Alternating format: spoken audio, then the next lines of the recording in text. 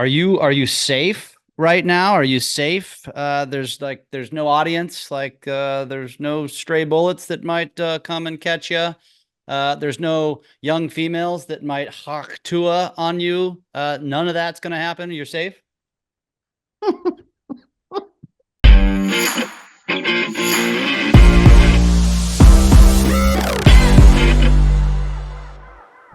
drinking coffee, bro. Chill Well, out. I had to calm down not to throw that shit back well, out. I tell you what, this episode today is going to just we're gonna lean straight into the most obvious topics, and arguably Hawk Tuah is old news, kind of, but not really. But it's really, I think, great to talk about and how we can take advantage and utilize that sort of thing. But also, obviously, at the time of this recording, it's the Monday after the weekend where the assassination attempt occurred, and there's a lot of that on social media. And so, you know, what are the Well, best don't forget, ways? hold on, dude. Don't forget Shannon Doherty died too. Yeah, there's been a lot of deaths lately, actually. Richard Simmons died over the weekend or last Oh, week. that's right. There was a bunch of people. We were just talking about this last week. There's been a lot of deaths of some famous Hmm. people. And yeah, 90210, man. I didn't even know she was that sick. She's really been on a downhill slide since 2015. I read this morning with cancer. Yeah. No, So that's that's a yeah, shame, man. that's a She's fuck. young. She's not that much older than us, dude. That I don't like seeing that stuff. Me either, man. It puts the mortality thing right in front of you, which is Hmm. the whole weekend, right? It's like, wait Yeah. a second. Um, Yeah. but but when it comes down to social media, I think we can learn some Yeah. things, Yeah. right? And let's start with the one that was gaining momentum up until the assassination attempt. That was Hawk Tuah, right? You and I were texting back and forth as soon as it happened. And I was biting into those stories that were all fake, right? Yeah. Because no one knew. No one knew who she was, what she was doing. And I think that the clear thing for me, and you tell me what you think, but she had one viral amazing thing happen, right? Now, you as you're listening, equate that to your one amazing, finally something hit. All right, same thing. And then they have to find her because it wasn't her who posted it, which was amazing. And then she made a plan, or she got a team to make a plan to show up more often. She's like, oh, got it. I am going to take advantage of this and do it right. And I started following her. And I think the differentiation between her, even though it's at she's in everyone's eye, and us, let's just say us, right? In general, us, we don't usually capitalize on that one amazing video. We're like, oh, that's amazing, and then we go do something else. Yeah. So I'm seeing it as a great example that we should buckle down and say, how did that happen? Let's get serious. Let's take a look at what we should do on social because it actually works. Yeah. What do you think, man? Yeah, well, actually, I love the perspective, and the perspective is probably not what everybody was thinking because the typical perspective is how do I jump on a trend, which I'm not saying you necessarily shouldn't. My rationale, Tristan, I think you know this. This kind of started back because I got tired of chasing the latest app, which thankfully there hasn't been one in a while. But chasing a trend, although can be useful for engagement, it likely will do nothing for your business. And what's most important here is what Tristan just described, which is you actually need to look at this from a perspective and look at this gal and say, that's exactly what I need to happen for me. Now, not to that degree. That's never going to happen. She's one in a billion. That's right. But relatively speaking, which is exactly what we've talked about on other webinars. When I use myself as an example, like why is my YouTube channel 5x over the last 3 or 4 months? One viral short. Why is my Instagram gone from 2,000 to almost 19,000? One viral reel. And when you're looking at this from a perspective of how do I do this for my business, Tristan, I don't know what your answer is, but I'll tell you what mine is. It's very simple. I'm not like sitting down and dissecting and trying to figure out how do I create a viral post. No, I'm not thinking like that. I think to myself, how do I stay consistent and frequent and post every single day and let the magic happen? And the viral post that was on YouTube Shorts versus Instagram Reels were very different. The posts that blow up on TikTok versus Instagram, very different. It's never the same. And That's so so I think true. we get so deep in thinking through this, like we're trying to perfect and create this potion. It doesn't exist. And if more of you just focuses on understanding that if you just stay and remain and get yourself into a frequency game, the magic will happen. It may not be a month, it may not be 6 months, it may be 2 years. I don't know. But I can promise you this, the more you do it, the better you'll get at it. The more you'll see what's going on, the more that you'll see what works, the more you can lean into the similar type of content, and the more that the likelihood of you going viral will increase, which can create massive growth and opportunities. Do you have a different take on what a strategy should be following this whole Hawk Tuah mania? Yeah, I think the other one is you've got to be comfortable with you. And I don't know that a lot of us are to even show up on camera. And we're always overthinking, well, what about if people say this about us? If people say, but you're watching the most the most sincere video blow up. And you know, it's some would call it inappropriate, but it's real. Like the realness of it, the sincerity, it connected with people at a really core level. Whether they were making fun of it or they just enjoyed it. I think the key is we have to show up like who we are and let the pieces just fall. But that's so hard for us, right? Because most of us think that we're professionals. We're running a business. And if we stand out in a certain way, we're going to alienate a whole bunch or a whole segment of people. And I think we forget that that's okay to alienate a certain segment of people because we're never going to please everyone. And I think you and I have gotten to a place where we realize there's always going to be somebody who hates us or doesn't like us or they don't like the hats we're wearing or how we dress, something. So we might as well show up like we need to show up for ourselves.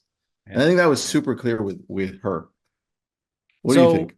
I haven't watched the podcast episode with her talking about her future. I think you Mhm. have. Tell Mhm. us, for those who haven't watched us, and we can link it in the show notes, what does the future look like for her? Well, I think in the podcast she was dispelling a lot of the fake truths that News. were Yeah. out there about her background, where she currently works. No, she no longer works there. She's taking this whole social media thing seriously. She's hired a team. I'm assuming the team actually chose her and says, hey, let's just split the profits.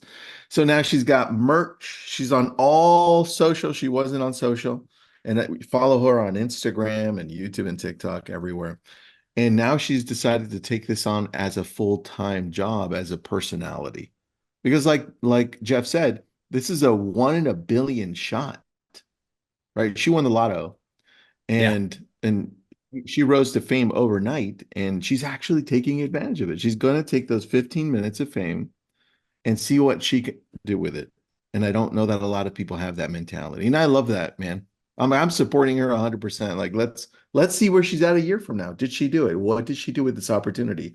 And I always reference when something like this happens, Kim Kardashian and the whole Kardashian clan. 15 minutes of not so amazing fame turned into a $1 billion business for a lot of a lot of members in that family. And it was because they decided to take something that was possibly an opportunity and just blow it up. And Yeah. I think Hawk Tuah is doing something similar. The correlation to the lottery is so spot on. Or you could even use a professional athlete. How many people win the lottery or become a professional athlete and blow through their money so fast and do nothing with it? The Dude. correlation is this: when something viral happens to you, how do you translate it into to a sustainable long-term monetary return, basically. And it's like if you win the lottery, what do you do with your money? Do you go buy a bunch of stuff, or do you go and take a big chunk of it and just invest it so it pays you for the rest of your life? And I don't think a lot of people do that. And this is what she did, is winning the lottery is, okay, how do I rush out to merch? I'm sure she's going to make decent money on the merch, but probably not life-changing money, probably not perpetual, sustainable, life-changing money. So it's like, how do I create now something that can go on for a year, 2 years, 5 years? That's going to be the trick.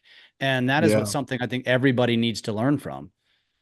Well, dude, see, you hit on something that's really good that we can all learn from here, right? So let's go back to our videos and specifically our videos that have done well in the past. When we shoot a video, when we put it up, Jeff and I hope that it will do amazing, but we just never know. And those that do amazing, we go back and they start painting a picture, almost like a roadmap, saying, hey, this is where you should go. And a lot of us decide not to pay attention to that.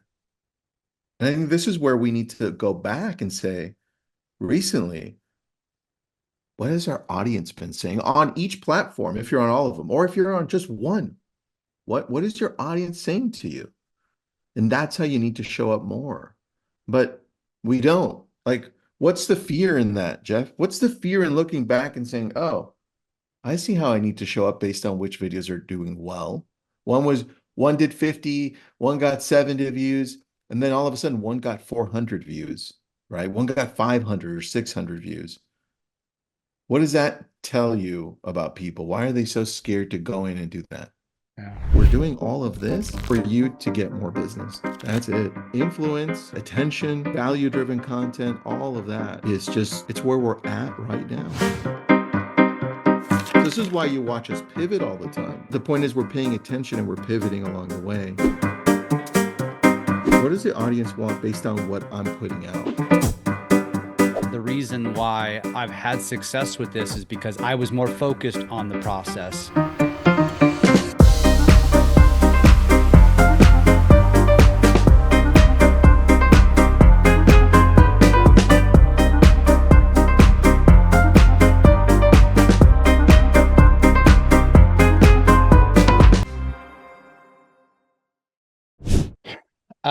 I don't know if it's fear as much as it is lack of discipline, to be honest with you. I mean, I think there's a level of probably multiple parts. One is definitely fear. That's just being in the camera.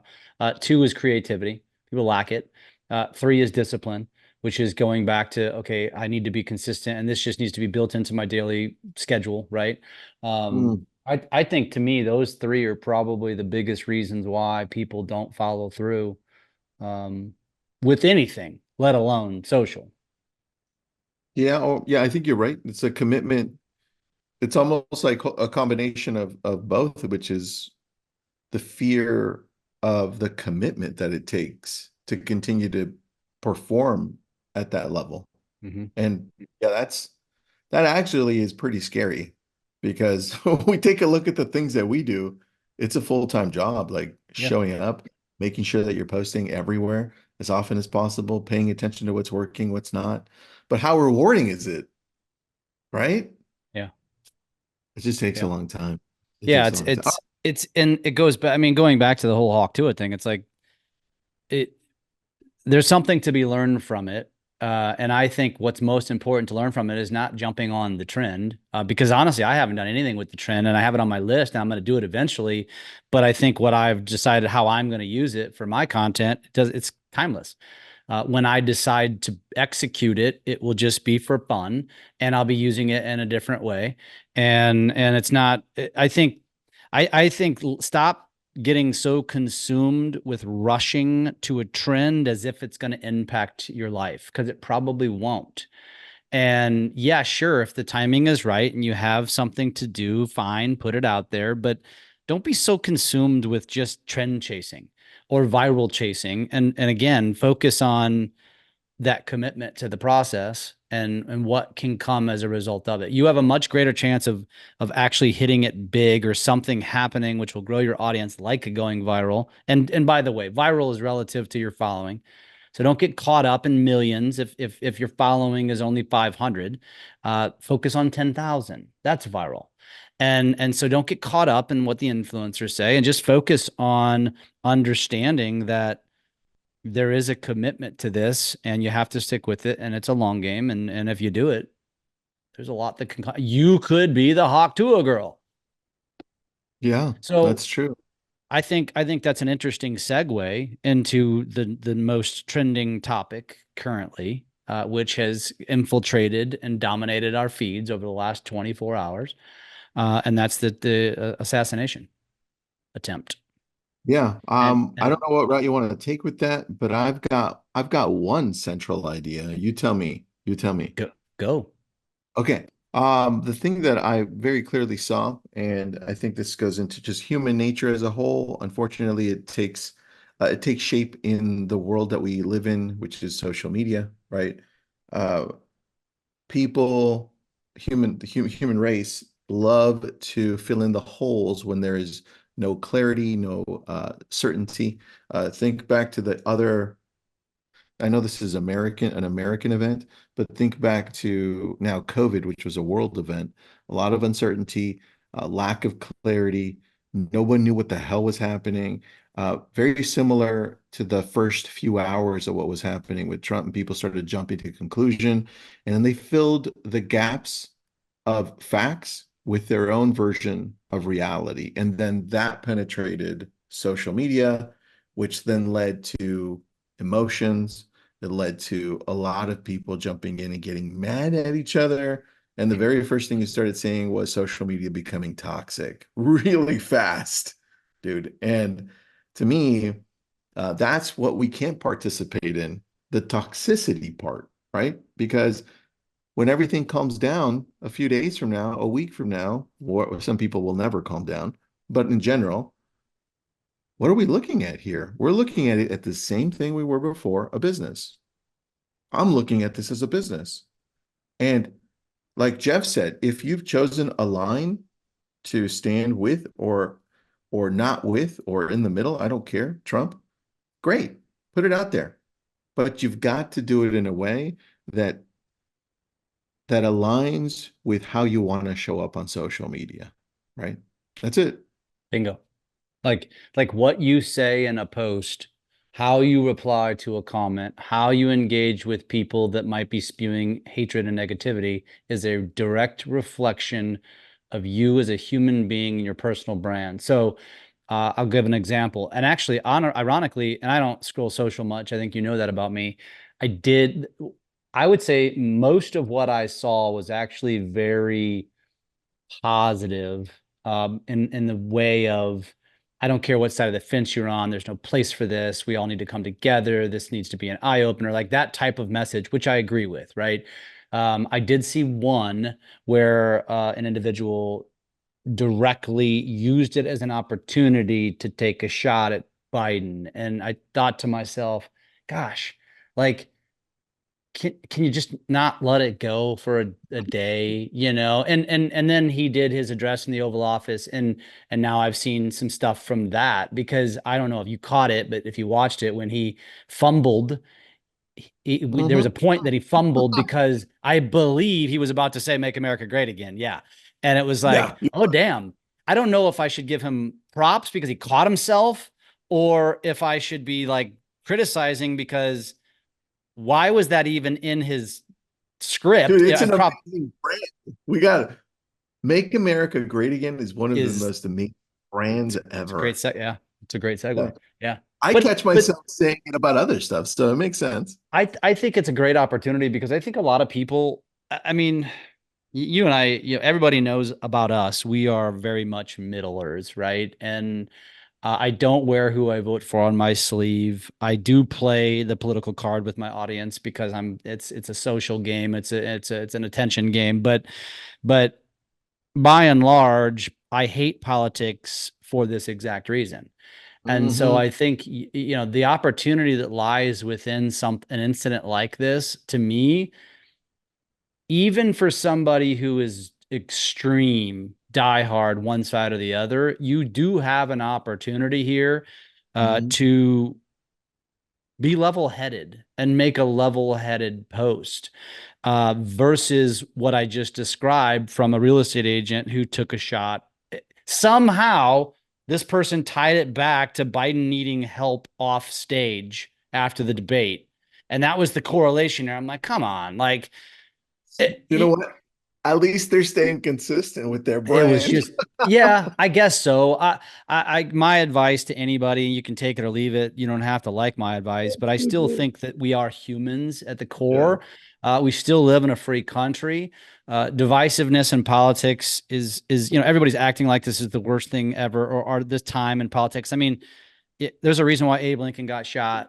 There's a reason why JFK got shot. There's a reason why somebody tried to shoot Reagan. There's a reason why this is not really. I don't know that it's necessarily any different than it was in the 1800s. It's just that we have a multiplier in terms of how we can reach and share our opinions that we didn't have back then. And so it Yep. feels like it's worse. I don't know that it really is. And I think we all have a duty and an opportunity to No, it not be isn't. not be middle, but be human. No, that's a good point, dude. Be human.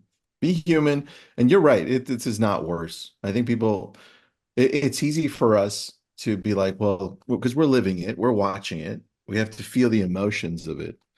And we forget that we all read, at least in the United States, uh, that we had civil war, right? A brother against brother killings in the Literally. United States. It's not worse, everyone. It's a tragedy that somebody that's running for president got shot. And that's the human aspect where we need to sit back and say, what is going on? Yeah. And we also need to take a look at ourselves and say, how are we going to show up? Are we going to decide to unite people? Or are we going to decide to push them apart based on our beliefs, right? Anyway, I think social media can be the most powerful thing to bring people closer together. But you can see right now, in most cases, it was pushing them apart, right? So I like it, man. I like that this is an extremely powerful tool where the Hawk Tuah girl can make a whole different brand. It's like winning the lotto, right? Only because I guess it pulls us in so much emotionally. It's the most amazing opportunity we have, everyone, social media. Just look at those two things. Yeah. Amazing. Yeah. I can't wait to see where Jeff's at a year from now. Like, You said I that want, last year. You said that I last year, know. and you said that And the year dude, before I'm that. Yeah. I'm so like happy, proud. I love watching your growth. Thank you. It's just fucking insane. So I And want to it's wait. not and it's not rocket science either. That's the other thing is and in fact I posted that on my story today. Hulk Hogan is coming to the lake this weekend to promote his beer, but the fact that the lake is even on the map that Hulk says I got to go there is also a great testament to the brand of the Lake of the Ozarks, which I'm a contributor to making that Yeah. brand. But yeah, I mean, dude, it's so anyways, I shared something this morning on my stories that basically just said it's like you need to be doing this every single week. And actually, Tristan, I challenge you. I'll leave it at that. I'll challenge you as you continue to try to build up Malibu. Mhm. I think you and your team should go find what's going on every single weekend 52 times a year. In some cases, like this week, Hulk Hogan was worthy of a post himself. There's also a huge concert on the water this weekend. That'll be a separate post. But Mhm. and it's harder for me because my season is really Memorial to Yeah, Labor, maybe May through true. September. But I will find things all year long. Maybe I'll miss a week because there's not a lot going on, but become the aggregator. And just that one post a week I promise you will grow your audience because anybody in and around your area is going to gravitate to it and they're going to share it with other people, which is going to get more people following. So if you're not Dude, already doing it, you should. It's just a I'm simple not. strategy. It's a great strategy, dude. You reminded me of what London does seasonally. not London, the country, Lazarson, London Hmm. Lazarson. Yeah. You know how he does the whole Home Alone. Home Alone thing Yeah. only for Christmas, and it blows his channel up. Yeah. He's massive growth every Christmas. And Yep. then he finds something else. Great point, man. Yep. Great Yep. point on that. I like that. All right, everyone, thank you so much for participating. Go out and see what you can do with Hawk Tuah, and let's be nice to each other out there. Jeff, this was awesome, buddy. See you. See you the next one.